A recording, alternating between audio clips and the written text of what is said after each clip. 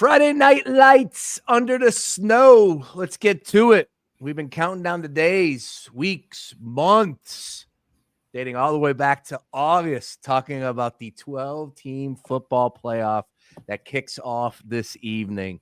A good afternoon, everybody. Daily Ticket with you today. Sean Brace, as always, joining me. Man, we go way back in the time machine. Joe Tansey, of course, you hear him on the College Football Preview Podcast weekly, 1/3 of the big brains. And for my money, the best all-around gambler we have on the Gambler Gang team here. Because nobody could pick winners in soccer, hockey. Because the entire group doesn't know the sport of soccer exists. Yeah, but still, you pick winners, and there's one thing to say, like, I know I could pick. You pick winners, but hey, let's not bury the lead. You're killing it in college football bowl season as well. Don't know, still undefeated, 6-0. Wow, dude! All right, shout out to Western Kentucky. Action right now. Of course, we are live here via streams on socials. But when you hear this on The Gambler a little bit later, of course, that will be the game that we're currently watching right now that Joe absolutely is dialed in on. A little Maction representation from, Ohio. And then we got Jacksonville State. Ohio and Jacksonville State, the only bowl game, at least for now, featuring two conference champions. Wow. Huh. Because Jacksonville State won CUSA, and then their young up-and-coming coach, this guy named Rich Rodriguez, took the job at West Virginia. I wonder if that's going to work out well for him. And then Ohio's coach actually bolted for Charlotte. Like, bowl season's so weird, right? Because you have these two teams, they just won their conferences, right? And okay, you feel like it's going to be a pretty good matchup, but then both coaches bolt, like which players are playing. Like, I mean, I spent maybe like 10 or 15 minutes this morning trying to figure out who's in the portal. Did somebody unexpectedly jump in? Like, you see a line movement of more than like 1 point for these bowl games, and you're just like, well, who transferred now? Who's out? Like, it's an art kind of, and you kind of have to know what you're doing with bowl season. I know a lot of people try and get their bets in early, but the second you get your bet in early, right? Yeah. A new guy ends up being out. So yeah, we're on the under 57.5 in the Cure Bowl. Jacksonville State, really good rushing team, but Ohio, a very good rushing defense. Should be a lot of rushing in this game. We're 5 minutes in and we've had 2 drives stall out. So I guess it's a good start.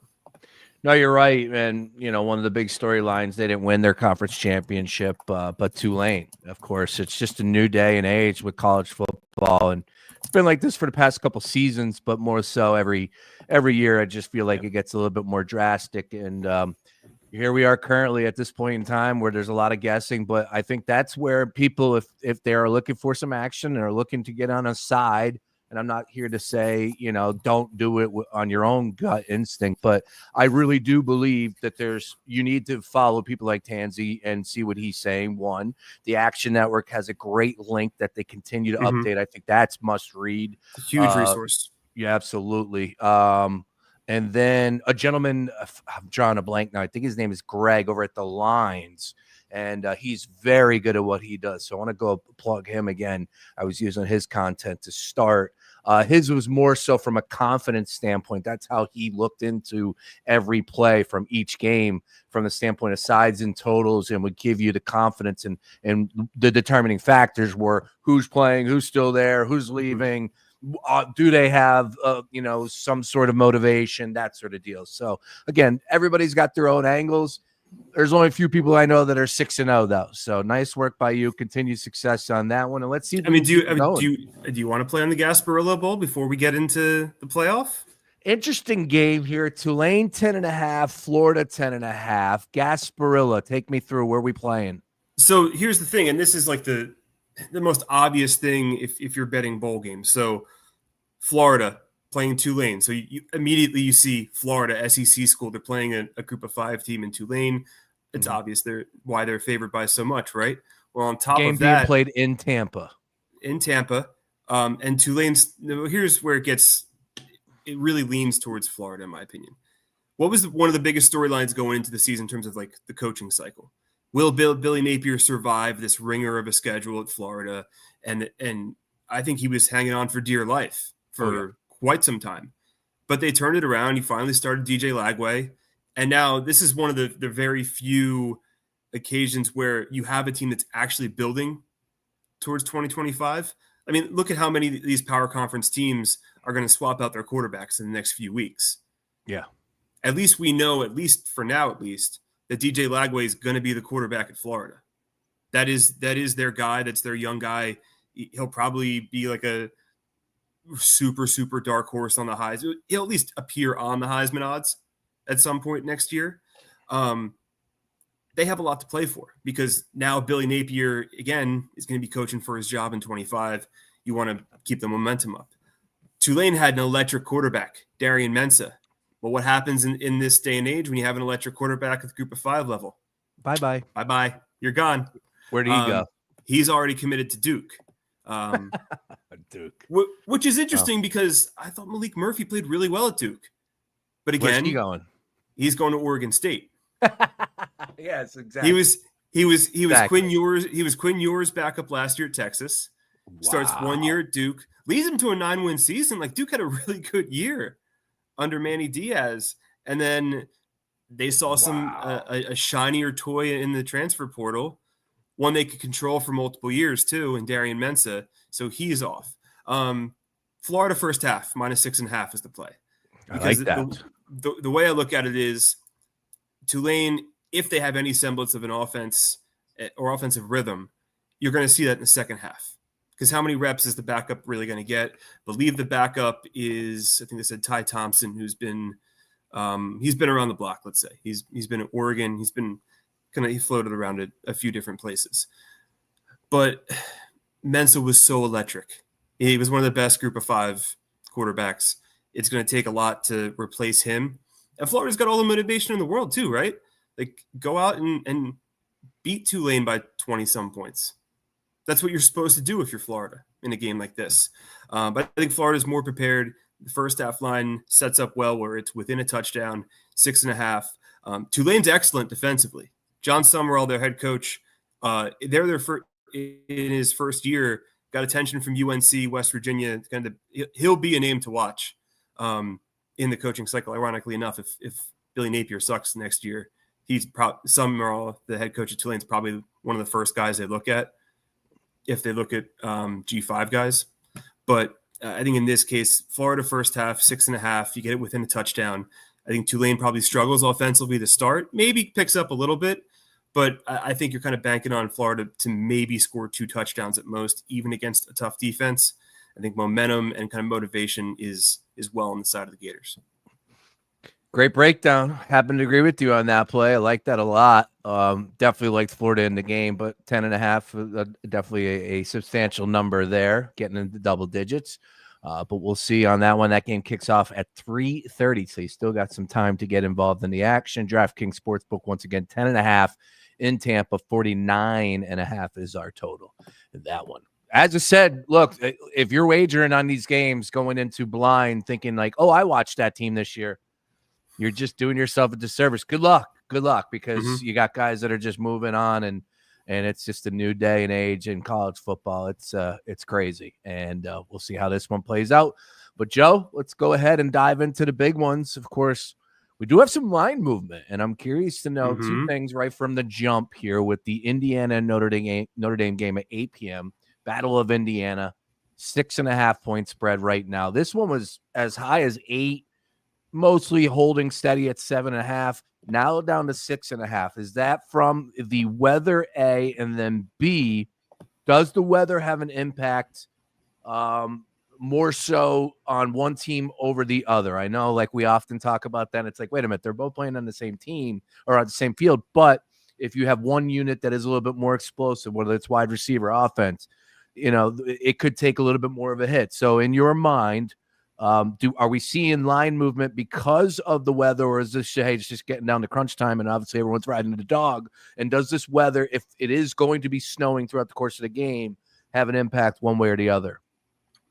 So I in certain spots, I think weather matters. I think this one, it doesn't, because both of these teams know what snow is. Yeah, it snows in Bloomington and it snows in South Bend. And the wind blows the same way. The wind, honestly, I think would probably be the biggest factor if you're looking for a part of the weather that ends up affecting things. But I think, to me, Notre Dame is just simply the better team. And this is going to be something that stands out to everybody. And it's not an original point that's being made, but look at Indiana in the one game that mattered this year for them. Went to Columbus. Now, they won the first quarter. They won that 7-0. They scored on their first drive. And actually, in our Big Brain show the other night, Beef brought up look into like a first quarter prop with Indiana. And I kind of expanded on that as well. You can go on DraftKings Sportsbook inside the Indiana Notre Dame game in game prop. I think it's under, let me find it, first drive props. Indiana to score a touchdown is plus 245. Indiana to just have a field goal attempt is plus 450. Ooh. Indiana is a notoriously fast starter, and Beef brought this up, so he deserves a lot of credit for bringing this up. But look at the Ohio State game. They went right down the field. It's scripted plays. They've been practicing this for weeks, and this is the one kind of shot they're going to have to take before Notre Dame gets in their rhythm, and you need to disrupt the favorite. And then this goes for all four of the dogs this weekend, but I think Indiana, more than any of them, needs to kind of get going real fast, because we've seen Notre Dame, and they're not just winning, they're kicking everybody's asses. You know, they're scoring 30-plus points. They're winning by 2+ possessions. They're just outright controlling these games. And I think if they don't lose to Northern Illinois, we're really talking about them as arguably the best team in college football. And their one loss, it's just 16-14. I think that's just a bad game in week 2, more than anything. So I think from the Indiana perspective, they absolutely have to start fast. And if they don't, go ahead. No, yeah. Well, I was just pulling up the first drive just to, like you said, field goal attempt plus 450, punt minus 140, touchdown plus 245. They drive down the field and score a touchdown to open up the game. I want a camera immediately on Mark Henry Jr. That's why. But I think he said he's going to be at some like a bar at like Universal in Orlando too. Yeah, he's a little. He was going to join us, and he's like, I'm not going to be in time. But yeah, so look, I would say that would be impressive if they were able to do that. Again, I want to see the field conditions a little bit before I dive into some first possession. But you're right, they do start out fast. I think something along the lines of 11 games. 10 they money line first quarter 10 out of 11, I think Beef said.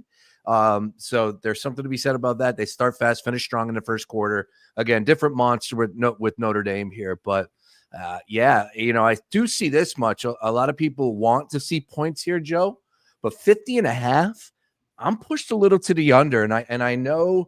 Look, Indiana won 7 games, I want to say by 20+ points, so they can score. Notre Dame lumped teams. I just feel like, man, these are kids. No matter how much college football changes, and now JUCOs are able to play until they're 20, 29 years old.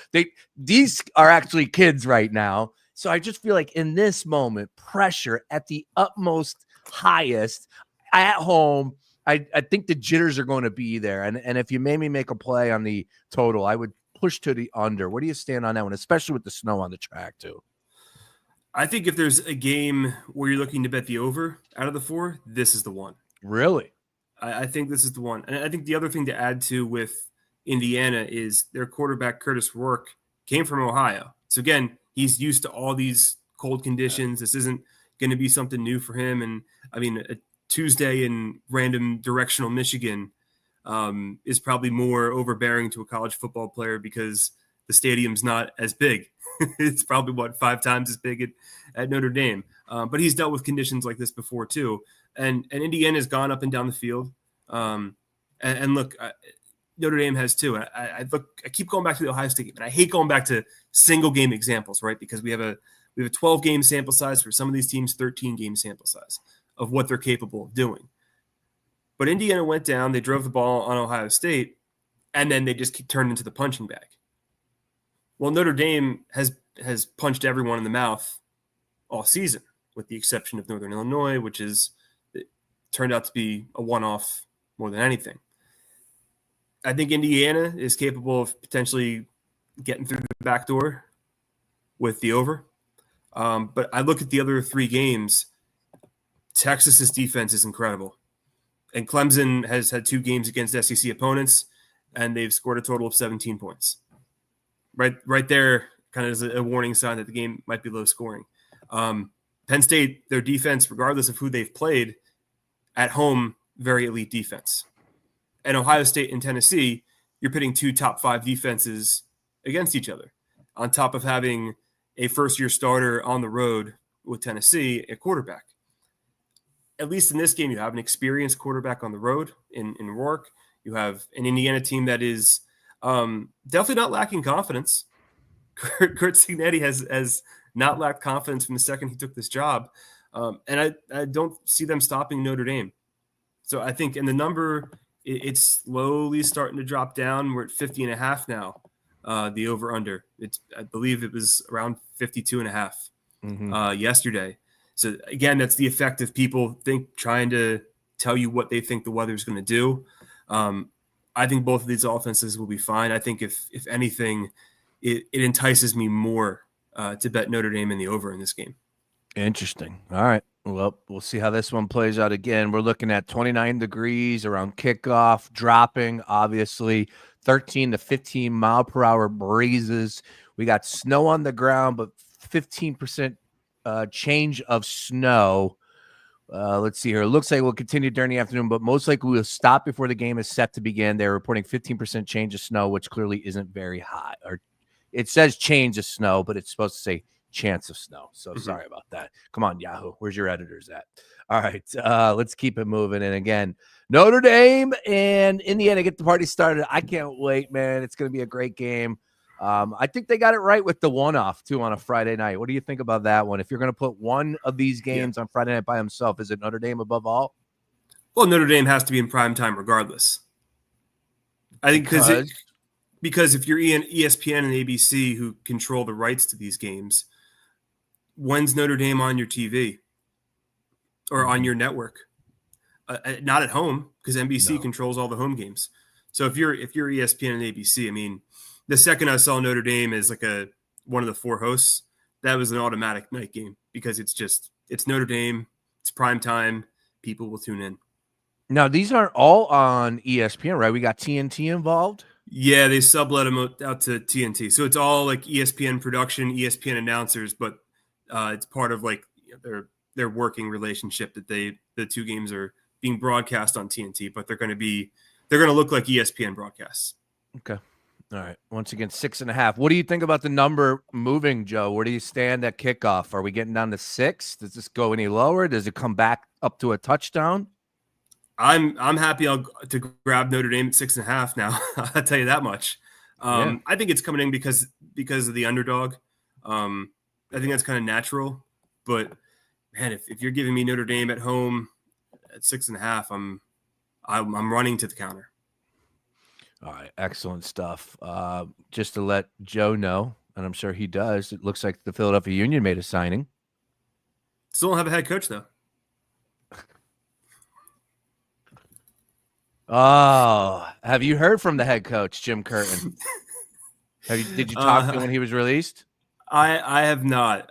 It's funny because we actually texted like the week of about. Is there any rumors from him, like as far as him taking another gig? You think he takes a year off? I don't know. It depends on what he wants to do, and what jobs are still open. But yeah, it's interesting. They're out here signing players and making moves without a head coach. Kind of tells you who's running the show, and the head coach is just merely a guy who screams directions from this point on. That's what they want. That's what they want. Yeah, clearly. It's definitely what they want. It's what they told us they wanted, so they're giving it to us. Very unfortunate situation with Jim Curtin and the Philadelphia Union. But the show rolls on. They came out with their schedule last week. Joe has a great newsletter that you should subscribe to if you are a Philadelphia Union supporter or love the MLS. I didn't even know.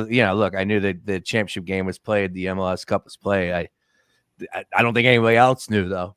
Let's just leave it at that. Anyways, let's keep it moving. College football front and center for us here at this point in time.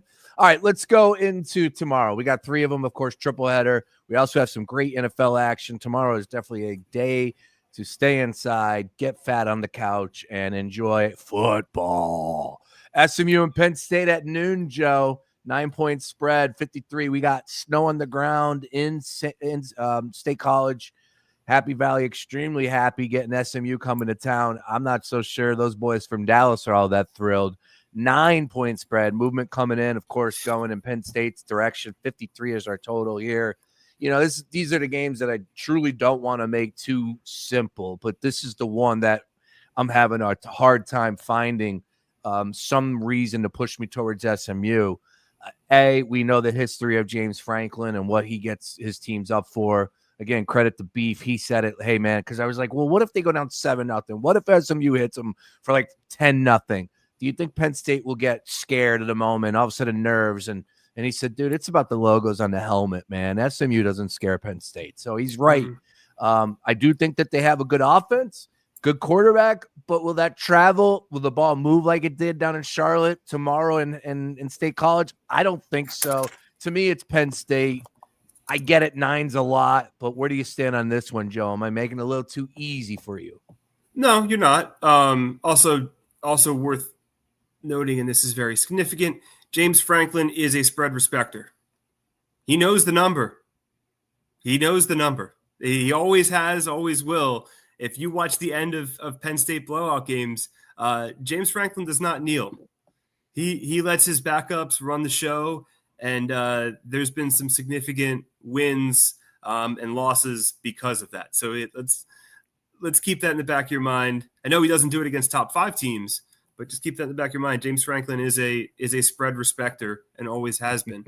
To me, it's more obvious about Penn State because of the under. I think the over-under being 53 is remarkably too high in this game. If you've watched any Penn State home game, not just this year, but in recent years, they do the same thing. They will methodically kill you. That's what they do. I mean, they don't have any big play receivers. They thought bringing in Julian Fleming, who at one point was a 5-star recruit and left the state and went to Ohio State and now came back. Yeah, he's good, but he's not elite. There's a reason why Ohio State didn't need him. Tyler Warren's their best player, but they're going to use Tyler Warren about 15 different ways. He's going to take snaps. He's going to run out in the middle. He's going to be used in the red zone. But is he going to take the ball 30, 35 yards downfield? Probably not. The running back tandem is also elite. I think they've been ramping up Nick Singleton to get to this point. Katron Allen's been a little bit of the bell cow, but Nick Singleton's they're both good, but Singleton's gotten a lot more run in recent weeks. I think they were kind of resting him and then ramping him up for the playoff, which would be a smart strategy if you have 2 running backs of that caliber. But they're not going to have 2-3 play drives. They were forced into that type of game against Oregon in the Big Ten Championship. That's because Oregon enforced their will very early on. If Penn State had their way, it'd be a lot different. That game would probably be 20, 30 points less. Penn State's very methodical. They're going to run the ball. They're going to get first downs. Tyler Warren's going to get involved. Drew Aller's going to make a few pretty good throws. But because they lack the big play, explosive wide receiver that some of the other teams in the playoff have, we're not going to see them. It's not going to be a 2-play 80-yard drive. If there is one, it's the exception to the trend. So they methodically beat these teams at home, and look, the scores represent it. Look, outside of Bowling Green week 2, which was 34-27 and a bit of an anomaly, it beat Kent State 56-0. Kent State's the worst team in college football. They beat Illinois 21-7. That game was just a grinded out type game, but they were in control. UCLA was 27-11, but UCLA scored in the fourth quarter on a touchdown, or else that would have been a single-digit point total for them. Ohio State only scored 20 in Happy Valley. Yeah. That game came down to 3 really bad play calls at the goal line by Penn State. Held Washington to 6 points. They held Maryland to 7 points. Like, their defense is elite. And I know that you can poke holes in what Oregon did to them, but at home, they're just a different animal. This is a game that has the feel of like a 30-13, 30-17 type game where if you can sit back and feel comfortable about the under. I myself will be in Jersey tomorrow with family. I'm looking right into any Tyler Warren and Nick Singleton props. If you can bet that in the state that has college football player props. I think Singleton's in for a big day. Warren, they're gonna force feed Tyler Warren the entire game, which is what they should do. He's their best player. And defensively, they also have a first round pick in Abdul Carter. And I love SMU. I think SMU is a great story, but it has nothing to do with the cold. It has nothing to do with the weather, the atmosphere. Just playing as a road team in Happy Valley is a bear. It is. And Penn State, out of all the 4 teams that are hosting this week, are best suited and best affected by having the game at home and not at a neutral site. I think they win this one pretty easily. I think their defense stands up. And I think because the total is so high, let me see if we have that prop available.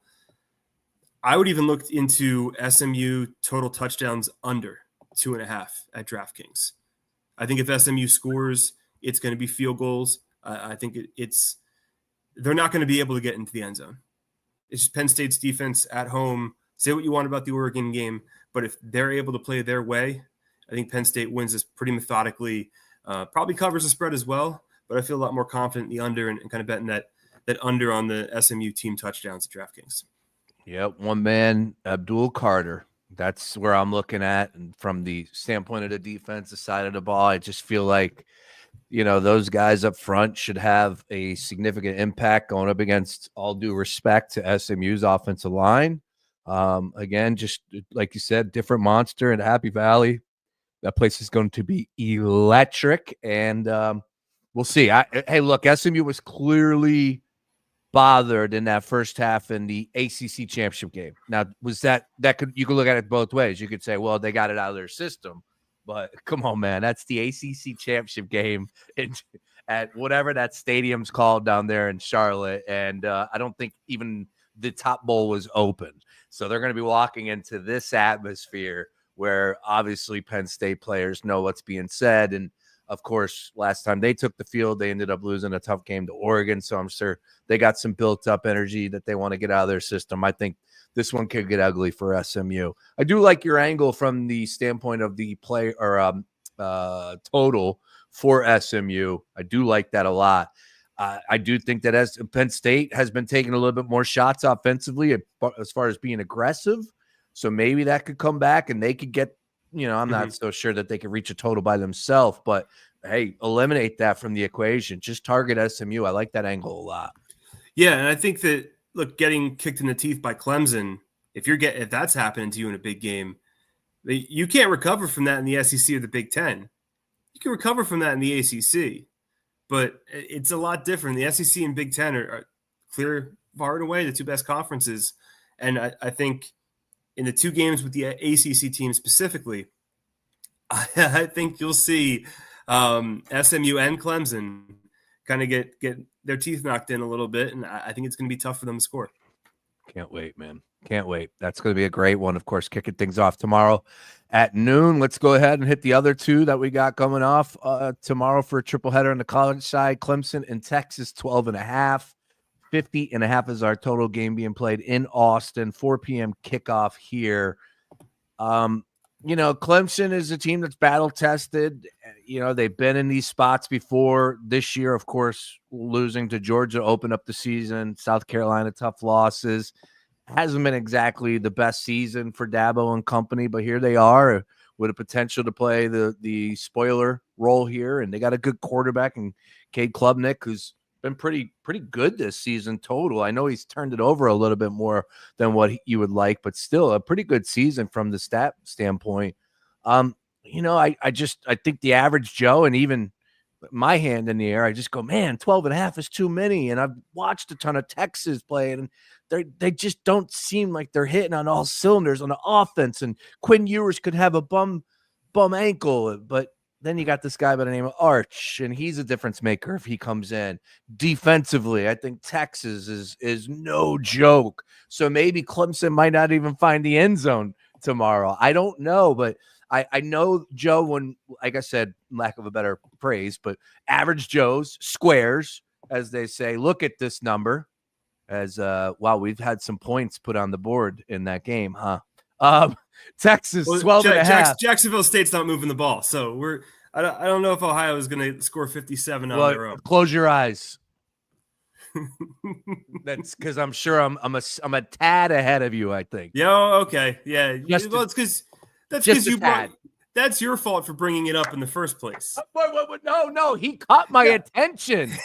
He was streaking. I looked up. I go, that's a touch. I go, oh, there's 14 points. Yeah, so I wasn't paying attention until I saw him gone. And then I'm like, oh, there's 21. That game changed in a heartbeat, but that's all right. Long way to go. To Clemson and Texas, Joe, to the person that says 12.5 is too many points, what do you say? Bet the under. Okay. 50. Because there's no way in hell Clemson's probably scoring more than 10 points, 14 points, if that. Everything I just said about Penn State's defense at home, I mean, you could just apply it to Texas at home, and it's almost better. Actually, it is better across the board. Look, since the Georgia loss in mid-October, the only team that scored more than 20 points in regulation on them is Vanderbilt. And that was 24. I mean, they held A&M to 7 points, and that was the only reason A&M scored, because that was a pick six. Georgia's been limited on offense all season, but they limited Georgia in the SEC championship game. And if you look at their top 25 matchups, Oklahoma really isn't a top 25 team, but that counts at that point. It's 34-3. They handled their business up in Michigan, held Michigan in 12 points. Across the board, it's been low concessions throughout the season for Texas. It's 11 out of 13 games, 10 out of 13 games, they've held teams below 20 points. Vanderbilt scored 24, Georgia 22 in overtime in the SEC championship game, and then Georgia scored 30 on them in Austin in that game, which I think was more motivated by Georgia losing to Bama and having such a horrendous showing in that game than it was maybe the matchup itself, because the matchup itself a few weeks ago was a lot closer. I don't know if I completely believe in Quinn Ewers. I think a lot of people are kind of questioning that at this point. Also, I'll throw this out there. If it's available, I don't know if it's available because I'm in PA and can't see it right now. But if you're in Jersey or another state that has college football player props, look into Arch Manning to score a touchdown. Yeah. Because they've been using him in a lot of run-specific goal line packages. That might be your long shot play of the game. If it's listed, I would take a little sprinkle on Arch Manning to score a touchdown, because he has been used in those types of packages. Quinn Ewers has a bum ankle. They're not going to risk him in short yardage. I don't know if they'll list a rushing yards prop for Arch. That would be the only way he gets involved. But those types of situations, if they specifically pop up tomorrow, they're going to use Arch Manning. They won't use Quinn Ewers because he's not significantly hurt, but he's hurt enough where they don't want to do QB sneaks and run options with him. So I think that's a different type of angle. But the under I love in this game. Clemson put up 17 total points against two SEC teams, Georgia and South Carolina. Throw out what you want again against SMU. That's ACC versus ACC, not ACC versus SEC in top 25. The thing is, to me, is that Texas's defense is the best unit in this game. I think it's pretty straightforward. You take the under. You don't have to worry about the points because one of these dogs is covering, right? Yeah. It can't just be Notre Dame, Penn State, Texas, Ohio State. Please, let me serve this as a PSA. Whatever you do, this is college football. Don't put the four favorites in a money line parlay. No. Please don't do that. Money line. No, 4 favorites in a money line parlay. No, Ooh, okay. No. This is college sports. Wow. This is college sports. You don't want to mess with anything. Something weird will probably happen. You don't want to sweat that out. It might hit. I'm not saying it won't hit. But weird things happen in college football. You've seen it. I've seen it. Could happen tonight. It could. It absolutely could. I'm not saying it'll happen with Clemson, but I think now we got to draw the line somewhere. Yeah, right. Clemson wasn't in the playoff picture for a reason going into the last few weeks of the season. But I think when you look at that matchup specifically, the Texas defense is the best unit on the field. But please just spend your money somehow else. Don't put all the favorites in the money line and call it a day. College sports are weird. It could happen, but I think in the back of our minds, we're hoping one upset pops up. And I think Clemson might cover. Hey, the problem is Texas's offense. Yeah, I'll take, and Joe's checking, and Joe Pop, he's in our GBC. I'll update the standings here in just a little bit, but he said Texas can beat any team. They just can't beat every team, 2 up and down at quarterback. And it is the truth from viewers' perspective. I watched that game against Texas A&M, and I came away going, that offense, like, I know it was a tough spot on the road, but still, like, Ewers just wasn't hitting me. And in that game against Georgia, again, I had the under, never really sweat it. That game go to overtime? Did that game go to overtime? Am I losing my brain? Yeah, that was the only time I started. Yeah, that was the only time I started sweating. But other than that, I wasn't blown away by any of the offense. Now, more so the defense than anything. And then I have a top 50 article from ESPN where they ranked essentially the top 50 players in college football play if you don't want to miss. In that top 10, there are 4 players. Oh, in the top 20 are 4 players from Texas's defense. So that tells you a little something there. They are the best unit on the field. It's going to be a really fun game to watch on Saturday. Which quarterback in the playoff do you actually trust? Because that's the thing. It's such a down year for college quarterbacks. Like, if to me, at least, the winner of the college football playoff is going to be the team that has the best set of individuals around the quarterback. And that's looking a lot like Oregon. Yeah, Dylan's the real deal. But that's why I could make a case for Penn State, because they have the running back tandem. They have the top tight end in the playoff. And Drew Aller he will be next year, right, on draft boards. Yeah. But if you look 1 to 12, I mean, I'm certainly not going to say Riley Leonard's going to win the game by himself tonight. No. Like, it's such a down year for quarterbacks. Too. Yeah. But I guess, Dylan Gabriel is the default number 1 because he hasn't made many mistakes this year, and he's the quarterback of the number 1 team. But I think you can, at least the 2 up and down at quarterback comment, you can apply it to pretty much everybody in the field. Hey, that's true. You're right, and including Nico, who we're going to get into in just a second. I know from talent perspective, Nico has, he might be the most talented quarterback out of the bunch. But still, you're right. They all do have talent. Joe's checking in with the man. You D-gens are out there strong. Now, we've heard it all way. Like, there's a lot of action on the first drive of this college football game. Here's the question I have, because I know SMU, they get the football. They want to take the football. They've done it all season long. Do we know this about Cignetti with Indiana? Are they a receive team? They want the ball first? I don't know about that, but at least their first drives have been – or first quarters have been really consistent. That's what it is. Yeah. Yeah. So it's first drive. You're right. Gotcha. But anyways, all right. So he says punt plus 115. We've heard field goal was pretty good money there at what, plus 450? I want to say it was. And that's just for a field goal attempt. Field goal attempt. You don't have to make it. Wow. That's why it stood out to me. Oh my God. Are you going to fire on that? I think I'm going to sprinkle. Yeah. I think they're going to go 3 and out. That's how this is going to go now. They're going to go 3 and out, and all of us are going to be like, well, what the hell just happened? Yeah, exactly that. All right. The wife is sending me text messages from her at Costco. She's doing some Christmas shopping there, so I had to check and see what the hell that was. By the way, we are now proud Costco members. Dude, game changer. Badge of honor now. Game changer. You have to when you are feeding more than 2 people, it's worth your time. That's all I'll say. And you're only feeding a newborn. Congratulations, Joe. Obviously, I've said it 100 times on the air, but never on the air with you. So nice work there by you and your lovely lady, Allie. Beautiful Livy. Baby's doing well. How many weeks? Lily. Excuse me, Lily. Get the name right, Brace. Come on. How many weeks? Brace. 6 weeks. No, 7 weeks. 7 weeks. Wow. Flies by, brother. Snapping the fingers. They'll be cursing at you. She's going to be driving to her grandparents tomorrow. That's how much she's grown. There you go. I'm telling you, next thing you know, you're getting bossed around. I already am. Yeah. I'm giving you a recommendation.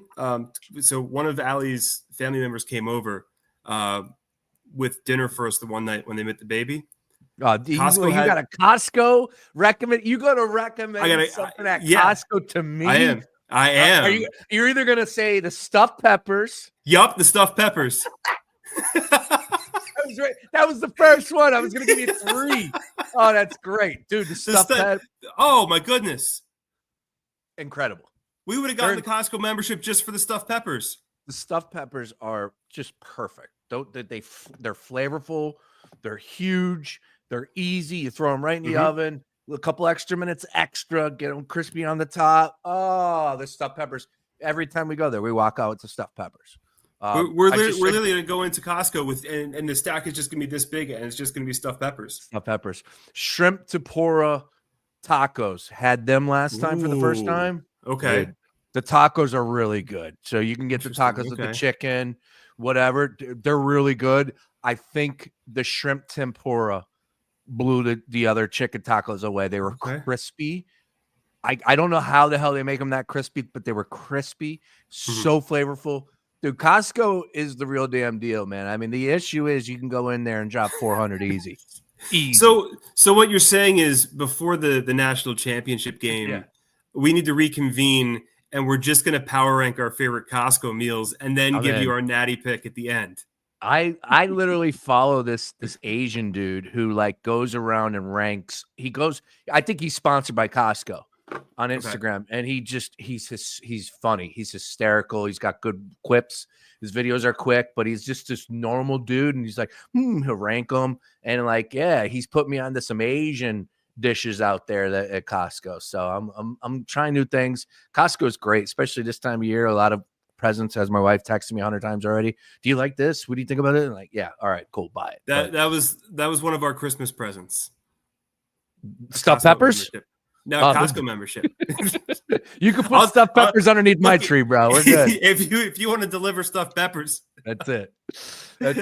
All right, let's go one more here. Let's close it down with a win. And I think you led into this, if I could read between the lines, maybe not, but you said, don't go putting a 4-team favorite money line in as we lead Tennessee and Ohio State. Now, Joe, I've heard one person, Julian Edlow, and it was strictly because of the zig versus zag theory. He said, when everybody's zigging, I want to zag.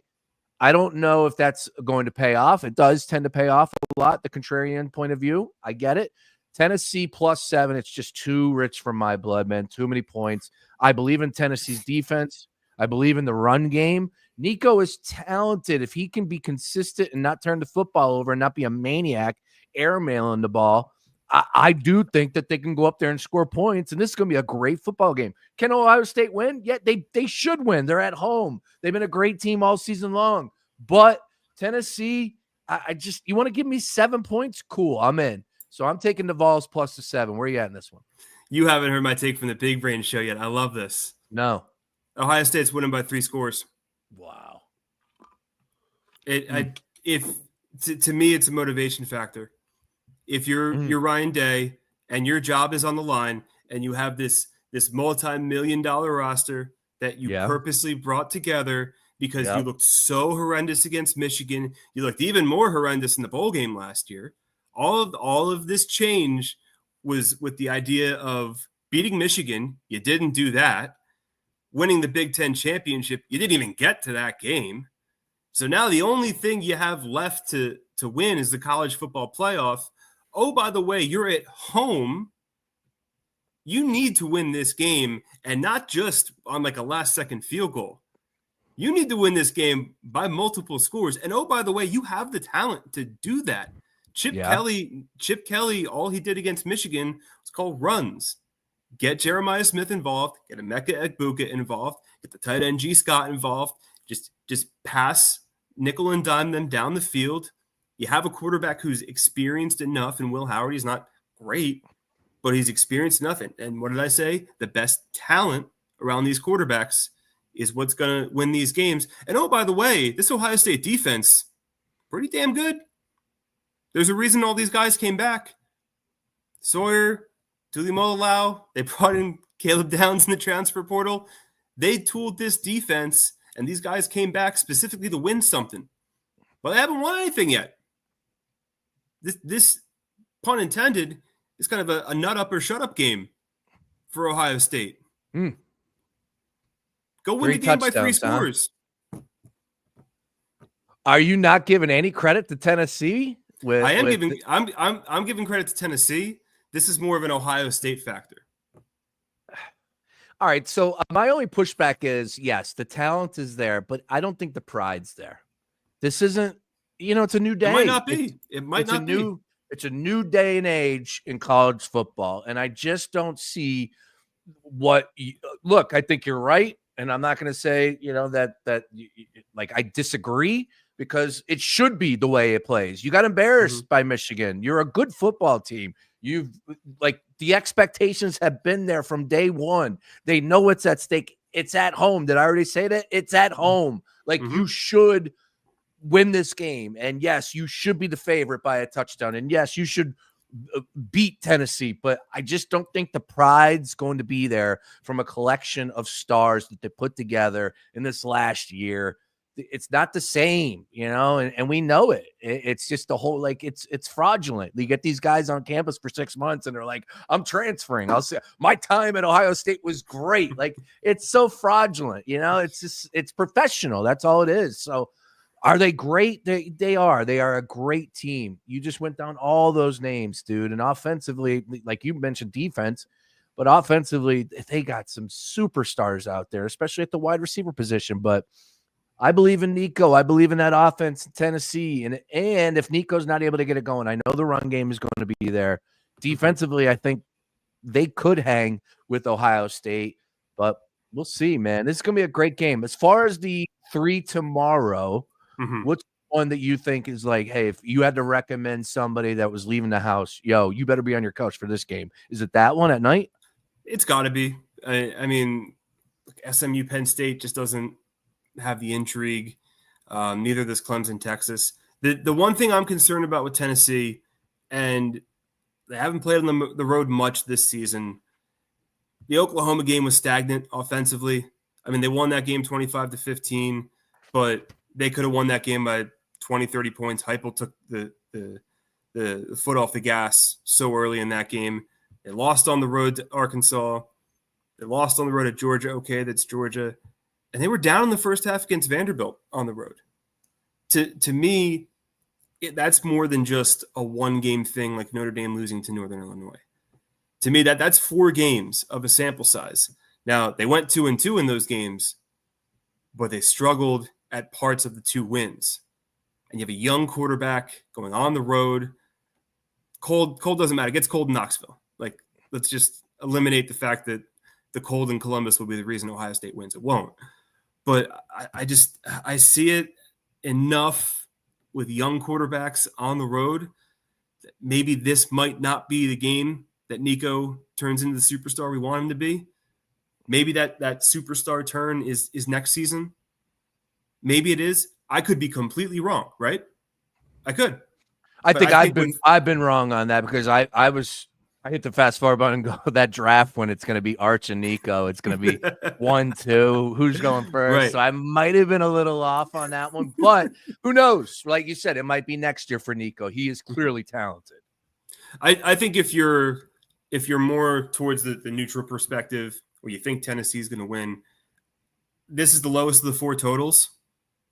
I think that the under is kind of the slam dunk here, because you do have 2 top 5 defenses.